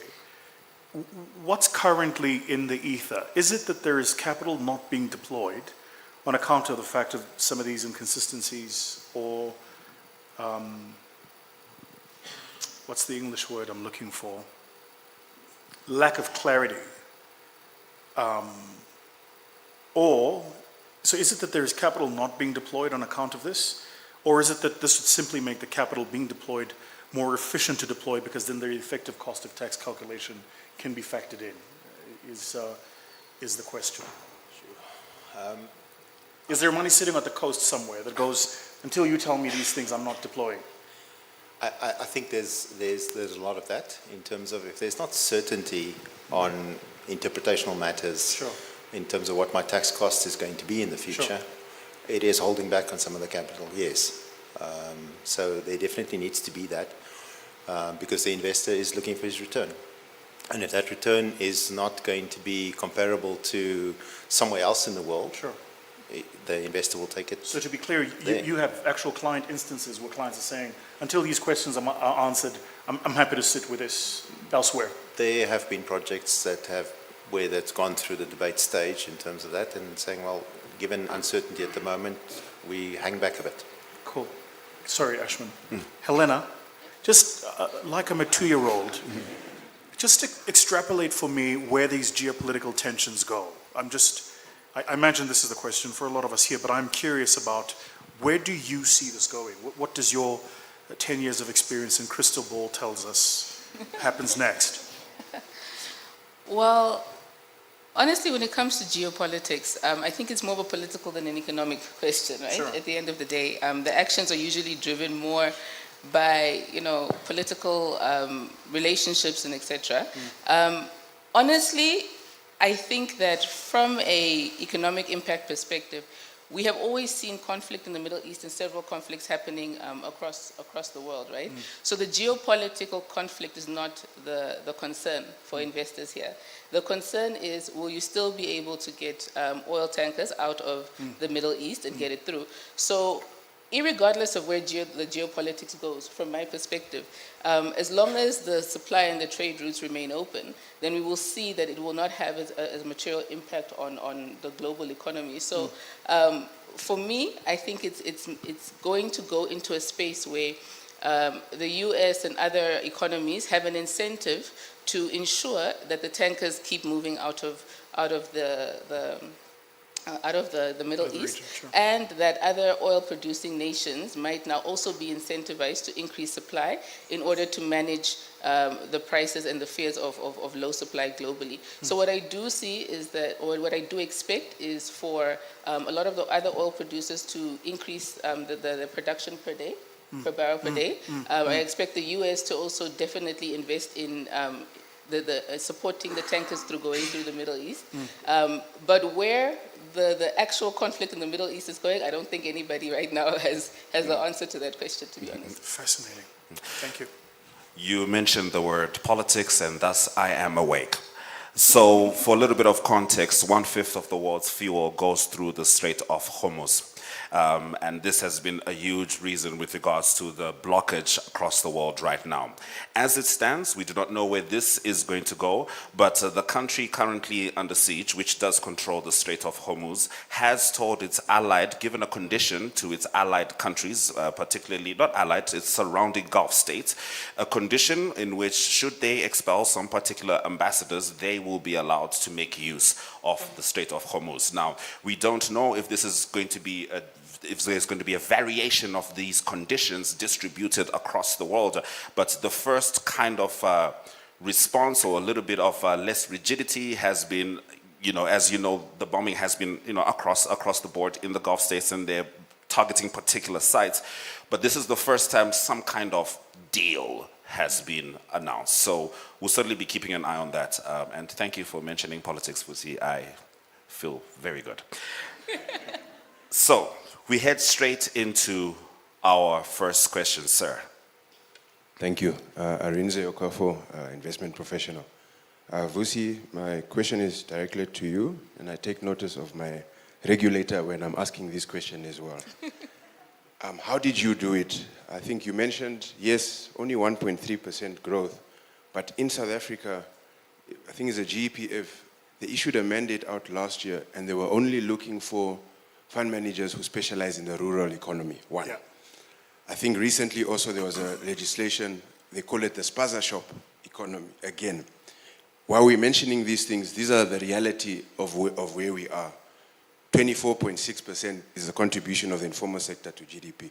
How did you get such policy right, especially being in the space where we are fund managers and entrepreneurs? And I think it's great that you're married to a Namibian, so maybe that advice can pass through the pillow, as you say. Yeah, look,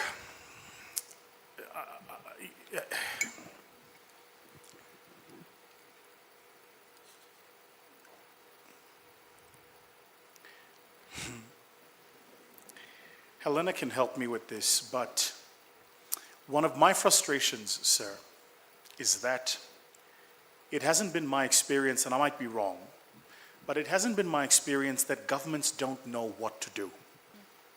There are enough think tanks, there are enough conferences, there are sufficient PhD students who publish enough research papers that with a cursory glance anywhere on the web, you can find the literature on what to do. So we don't have a what to do problem. We have a why aren't we doing it problem. That's the problem. And South Africa is not dissimilar to this. You mentioned this puzzle shop question. Let me give you the context. The year before last, at last I checked the numbers, well over 50 school-going children in South Africa died because they went and bought produce at spaza shops, which was illicit produce. So it isn't as if the Ministry of Small Business woke up one day and said, we need to catalyze spaza shops. People died. And when, in particular, when children died, the government then realized this was a political hot potato and decided that they need to do something about this. What they did do was the following. They created a 500 million rand fund to be allocated to small businesses, in particular micro businesses, in townships. Fantastic. And then they went and appointed a bank to deploy it. And so I asked the minister the other day, I said to her, can you name me one spaza shop that's been given this money? I'm still waiting for the answer. Because the minute it, and listen, I say this with love and respect, we had a credit fund, a 300 million rand credit fund that we ran with one of the tier 1 banks in South Africa.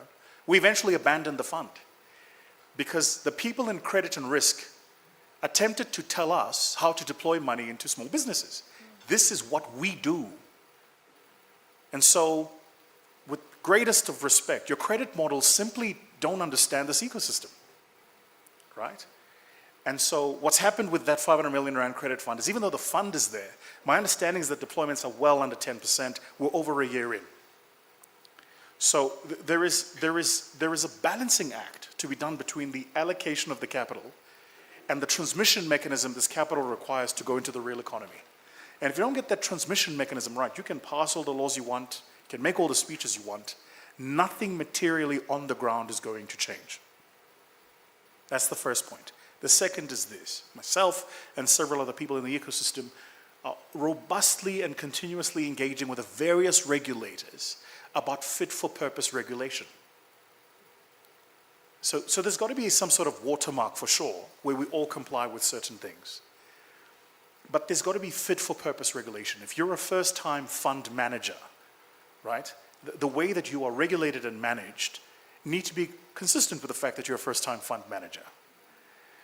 But the minute you're 30 years in, and in your general partnership, all of the partners have a decade or more of experience, then the regulator needs to take a different look at how do they regulate you.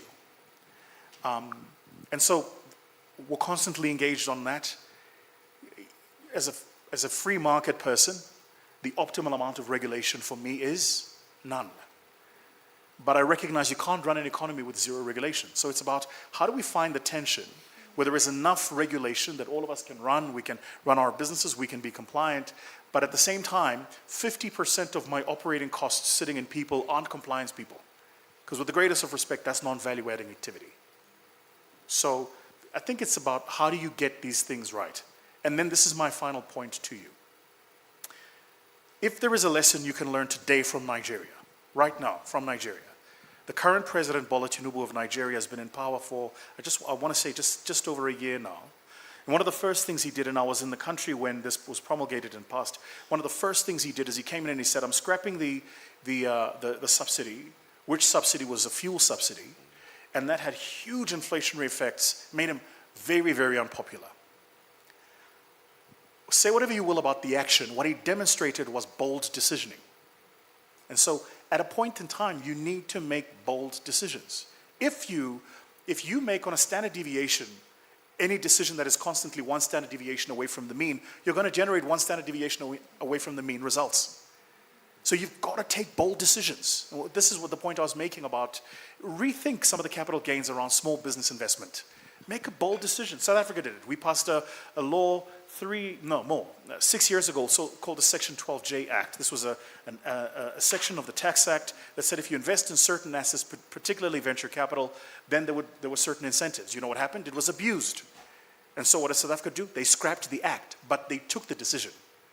Right? So there are some decisions which are two-way doors, and I suppose the question for yourselves is what are the two-way door decisions that you can make now? And at the end of the administration's time or at a different time, you can look back and say, this works, this doesn't, this works, this doesn't. What we know for sure is this: nothing changes if nothing changes.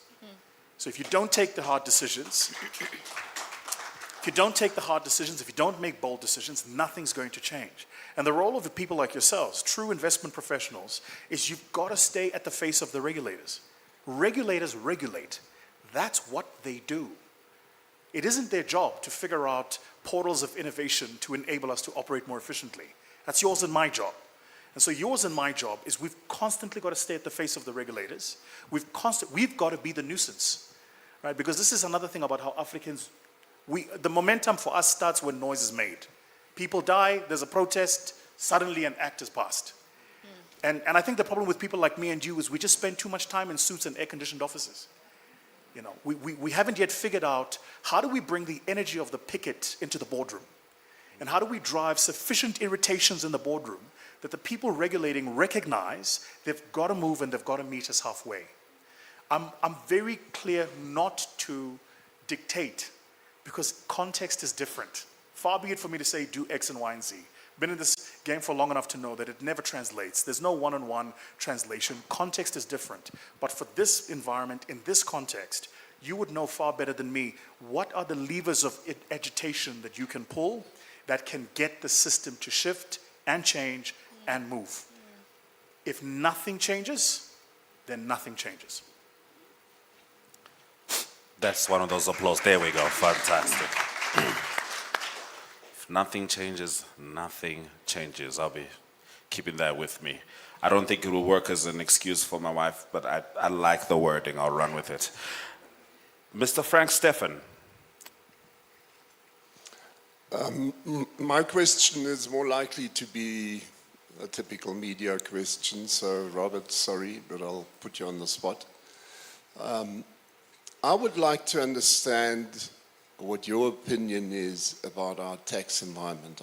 I'm starting with registering a company, registering for VAT, registration for pay-as-you-earn, all those little thingies that you have to do before you can actually go and open your business. And so if we look at our surrounding states and how do we compare? How does our tax environment as a whole, whether it's royalties for the mines, whether it's personal tax, whether it's company tax, how do we compare in the Southern African environment right now? Are we effective? Should we change things to become a better place to invest?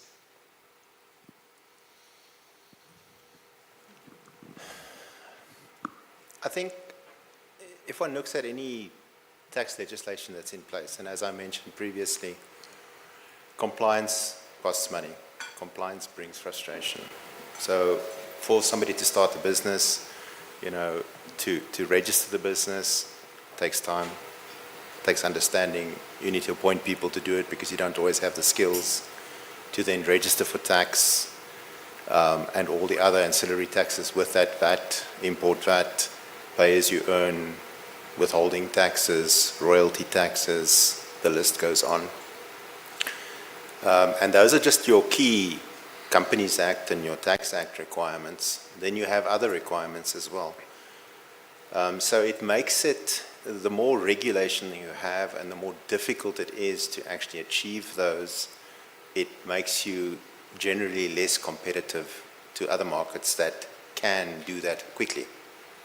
It's about the speed of execution. It's about making sure that, I'm not saying the rules are wrong, but making sure that the rules are applied and complied with quickly in terms of whichever the regulator is that's looking after the rules. It should be easy, it should make business sense, and it should be, there needs to be an ease of doing business, and there's lots of indexes around ease of doing business and how easy is it to do business. So specifically for your small and medium enterprises that don't always have the skills and the knowledge to do this, it becomes even more important to make sure that it happens quickly. Because entrepreneurial ideas, and especially in the way the world's moving now, today's idea is tomorrow's history. Amen. So you've got to get that speed of execution through, and you don't have days and weeks and months to sit through red tape of trying to just get to a place where you can actually trade. And I'd like to just tie that in a little bit with what Vusi said at the beginning with regards to Africa and AI. You know, things are moving very fast and we need to move at pace. I should say, according to the most recent Microsoft report on AI adoption, number 1 in Africa is South Africa, number 2 is Namibia. So we've got the raw materials to get this going. Thank you very much. Please, a round of applause for my panelists, our panelists. Mr. Robert Grant, thank you for sharing your observation from navigating such an intricate space. But of course, we understand your priority is usually everybody gets their share. We appreciate you joining us. Madam Helena Mboti, you truly are a beacon of light, and we appreciate all the knowledge that you shared with us today, and we can see that your path is one of true greatness. And speaking of great paths, Vusi Thembekwayo, you are an incorrigible visionary and even more relentless in implementation. We wish you well on your journey. Thank you very much for joining us today. Ladies and gentlemen, our panelists.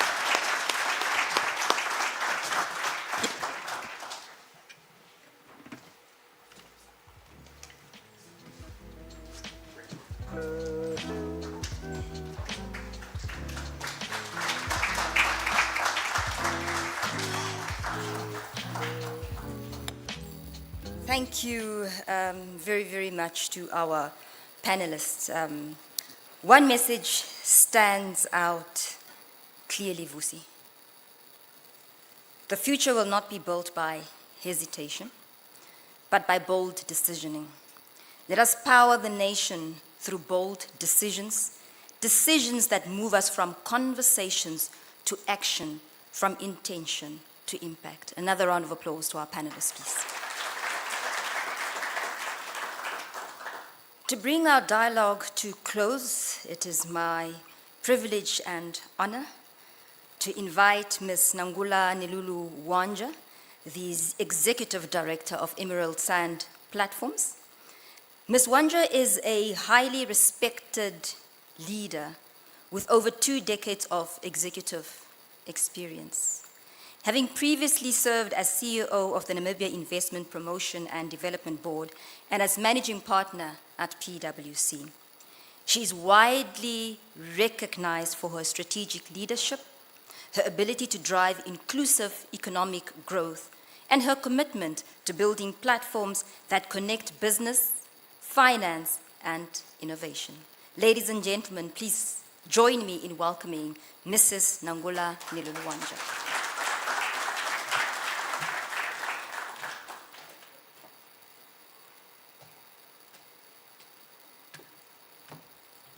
Good morning. Hi. I disagree. Good morning. Okay, that is a little bit better. Thank you very much. Apparently, I am sitting between you on the work that you need to do at the office. And I think most of you know me as an accountant and an auditor. And up to now, everything for me is about completing the timesheet. So, and it's almost like, hey, my calendar is my timesheet. This meeting was on until 11. What am I going to put on my timesheet between 10 and 11 is a challenge. So if you are like me, you are starting to count the hours. And talking about, yes, productivity and accountability, many times when I speak to young people, I start with the question, 168 hours, that is what you have in a week.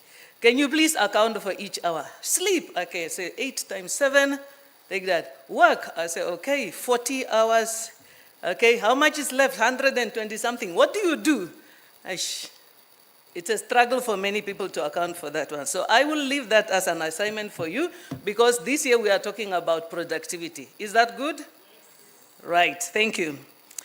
And what I am here to do is to close. So normally I like it because I say, again, I'm an accountant. So I struggle to find words and sentences to express how I feel. And I like it when somebody says what I feel. I say, that is it. And today, most of what I feel has been said. How many of you feel like that? You feel like that one is exactly right there. That is it. So there's a lot of takeaways from what has been said today. And some of them is like, it is important for us to know our terms. Please come and invest on our terms, but can our terms be please clear? And can we understand how to navigate? And I think most of you know me as somebody who has been really trying to help that term clarity for the past 5 years. I think, thank you, Vusi, for allowing me to be a nuisance. So there is permission. I felt like I've been a nuisance for many years. I will continue to be a nuisance, so please forgive me in advance for that one, because somebody has to be. Whether it is for our SMEs, whether it's for our creatives, whether it's for our sportsmen and women, for everybody who is excluded in the economy, somebody has to be a nuisance, and I am privileged to take that honor of being the nuisance from time to time. So, like I said, many has been said. The other one that was also said is saying yes. We find reasons to say no. Can we find reasons to say yes? So maybe first agree on what do we want, and then we say yes to innovation, yes to creativity, yes to MSMEs, yes to entrepreneurship. And when somebody comes with a list, then we say, okay, yes, but can we align A, B, C, D? And I know especially when you're a regulator, the point is, I need to be independent, and that's all good and well. But we need to learn to say yes. So it's normally like when I tell people who don't want to forgive, and I say forgiveness is easy when you say, I will forgive because before I know what is the sin and who has committed it, I make a commitment to forgive. And when it is done, I say, I have to live by commitment. So if I'm a regulator, I say, I make a commitment to enabling. And when it comes, I need to live according to that one. Productivity was emphasized. Supporting our MSMEs and saying nobody will come and rescue us, nobody will come and create the 800,000 jobs that we need or the 500,000 that we promised. Nobody will come and do that for us. We need to do it. And yes, how can we make sure that our tax policy and our regulations enable what we need in the economy? The call by the Minister for Partnerships, the fact that the national budget belongs to all of us, and yes, continuous investment in our people. And I must acknowledge the private sector. If you are following and you are passionate about people development internship, then you can see the increased number of adverts of people that are calling for graduates, for interns. How many of you have noted that in the past few years or few months, that has increased? Every company has come on board. We used to have companies like FMB, Standard Bank, ONL, Old Mutual. Those were the companies that were doing graduate recruitment. But everybody is busy doing that one. It is encouraging, and I think we need to work with the government to continue doing that one. So, thank yous. So this is the time for thank yous. Thank you, Arvin and the Standard Bank team, for enabling this. Without you, this would not have been possible. Honourable Minister, in her absence, thank you very much for honoring us with her presence and for sharing with us. And I'm sure that she is open for us to engage with her. She really, really gave apologies. Vusi, we like family. We are typical Africans. For me, normally, even when I go to Germany, I say my cousins in Germany. So that's how I greet them, and I claim them anyway. So consider yourself claimed by Namibians. Robert, thank you very much for sharing. Helena, where is Helena? There. Thank you very much. Ashwin, is he somewhere in the room? Directors of proceedings, wow, you have outdone yourself. Thank you very much. And I think most of us did not understand that background, and it definitely showed up. Thank you very much to the teams from Standard Bank, the teams from Synergy, Henny and your team. I don't know if I see Michelle here. Thank you very much to the team from ESP there with Baron. Thank you very much for everybody who has made this possible. And last, but probably the most important thank you for me, Albi. Thank you.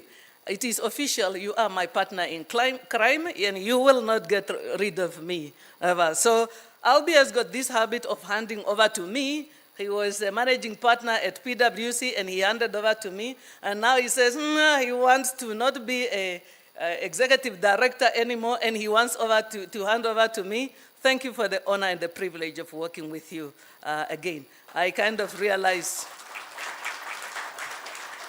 why I enjoyed working with you at PwC, and you challenged me beyond I could ever imagine, and I feel that energy of being challenged again, the same level that we challenge each other at PwC. Thank you very much. To everybody who is here today, we know that it was short notice. The budget, you need to know the date, and then you send the invite, and I'm really amazed at the turnout, and even more amazed that even after the minister left, you are here with us. Thank you very much, and I wish you a blessed week, or rest of week ahead.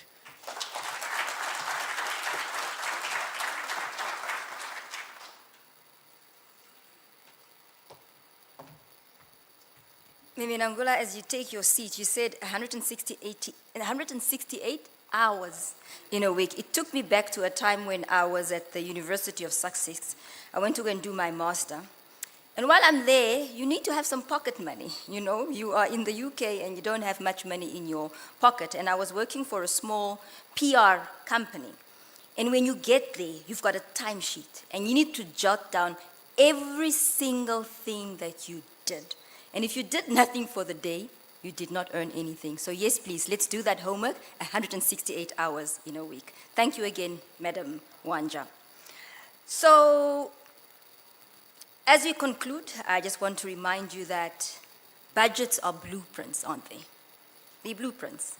But it is our collective responsibility to turn them into realities.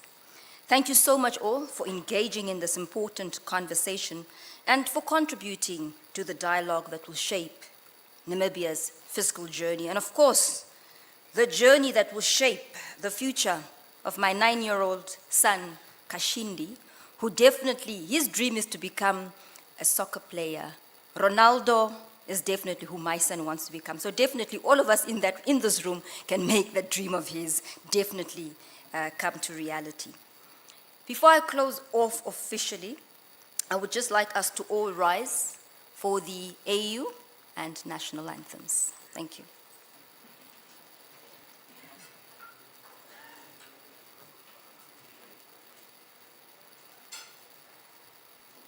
Let us all unite and celebrate together the victories won for our liberation.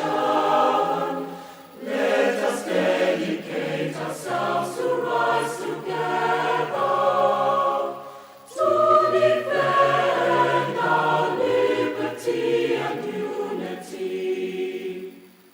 Oh, sons and daughters of Africa, flesh of the sun and flesh of the sky, let us make Africa the tree of life.